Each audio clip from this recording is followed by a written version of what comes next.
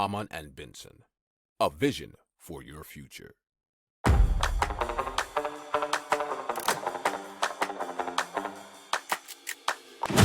Économie, tech et innovation, hydrogène, énergie. Le journal des stratèges. Présenté par Boris Kalt.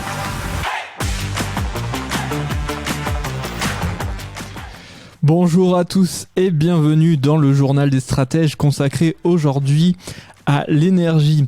Au sommaire, vous parlez de centrales solaires mobiles, de déchets plastiques, ils vont servir à fabriquer du carburant, de n'importe quelle surface qui pourrait devenir un panneau solaire bien grâce à un matériau révolutionnaire, et de comment suivre sa consommation d'énergie en temps réel. Vous écoutez le journal des stratèges numéro 325 et ça commence tout de suite. Hamann and Benson. Le journal des stratèges. Et donc on va vous parler de Maverick, rien à voir avec Top Gun, qui est donc une innovation qui nous vient de la société 5B ou 5B. C'est donc un système de panneaux solaires souple et facilement transportable qui peut être rapidement assemblé. Alors il faut savoir que chaque unité Maverick se compose de 40 à 90 panneaux solaires qui peuvent être pliés en blocs compacts pour le transport. Alors le déploiement des panneaux est effectué rapidement grâce à l'utilisation de charnières, ce qui est plus rapide que les fermes solaires traditionnelles au sol selon la société. Alors l'entreprise affirme qu'une petite équipe de 3 personnes peut installer un système Maverick de 1 MW environ en une semaine, bien que les installations précédentes aient été achevées encore plus rapidement, nous dit révolutionénergétique.com. Alors les panneaux Maverick peuvent être redéployés plusieurs fois et maintenir leur performance, et ils sont plus efficaces en termes d'énergie sur une surface donnée que les systèmes de suivi à axe unique. Si vous aimez cette revue de presse, vous pouvez vous abonner gratuitement à notre newsletter qui s'appelle La Lettre des Stratèges, LLDS, qui relate, et cela gratuitement, du lundi au vendredi, l'actualité économique, technologique, énergétique, mais aussi de l'hydrogène, et puis de tout ce qu'on trouvera super intéressant pour votre vie. Hamann and Benson. Le journal des stratèges. Et donc Select Fuel qui propose une solution qui est assez innovante de transformation des déchets en plastique en carburant. Et là, vous comprenez bien l'idée, c'est-à-dire que maintenant, ça serait plus de transformer nos déchetteries actuelles en ressources, puisque grâce à cela, on pourrait notamment rouler et finalement ne plus avoir besoin d'importer du pétrole. Alors bien sûr, il y aura toujours un rejet de CO2, mais si vous nous quittez régulièrement, vous savez aussi qu'on a pas mal de solutions pour grignoter ce CO2 qui traîne. Alors, une première démonstration est attendue en partenariat avec le constructeur automobile Berton. Alors, selon le procédé et selon l'article de positiver.fr, le procédé de Select Fuels permet au moins de réutiliser 75% des déchets en plastique qui pourraient être convertis en de multiples produits bioénergétiques. Et donc le premier cas pratique sera dévoilé avec le partenaire Berton à l'occasion de la présentation de la toute nouvelle Hypercar, la GB110.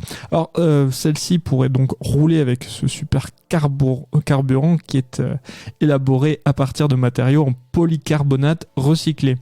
Alors il faut savoir que Select Fuel ambitionne de développer des solutions adaptées à tous les types de moteurs à combustion interne.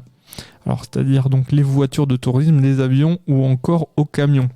Alors c'est quand même une double solution puisque ça permet donc de se débarrasser de ces déchets, de les transformer en quelque chose de plus utile, même si au final ça reste pas tout à fait écologique. Ça permet tout de même de résoudre quelques problèmes. Donc cette solution s'avère pas mal utile. Hamann and Benson. Le journal des stratèges. Alors, des chercheurs du Massachusetts Institute of Technology, donc le MIT, ont développé des cellules solaires ultra minces qui sont aussi fines que du papier, flexibles et peuvent être attachées à un tissu ultra léger, ce qui leur permet d'être collés sur tout type de surface, nous dit l'article de Geo.fr.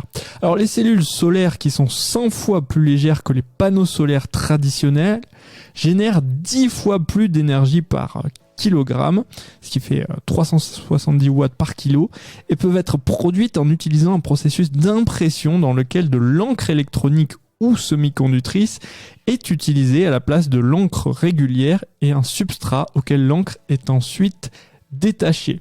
Donc les cellules peuvent être collées sur une variété de surfaces, notamment les voiles de bateau, les tentes et les drones, mais des recherches supplémentaires sont nécessaires pour les rendre résistantes aux éléments. Si vous aimez cette revue de presse, vous pouvez vous abonner gratuitement à notre newsletter qui s'appelle La lettre des stratèges, LLDS, qui relate, et cela gratuitement, du lundi au vendredi, l'actualité économique, technologique, énergétique, mais aussi de l'hydrogène, et puis de tout ce qu'on trouvera super intéressant pour votre vie. Hamann and Benson. Le journal des stratèges. Alors, avec l'augmentation du coût de l'énergie et aussi de l'électricité, on se pose pas mal de questions pour pouvoir surveiller sa consommation.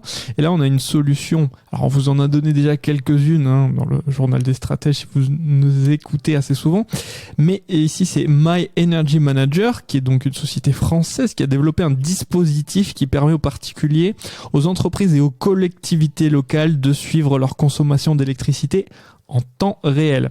Alors, le dispositif, c'est assez simple puisqu'il consiste en un capteur attaché au compteur Linky.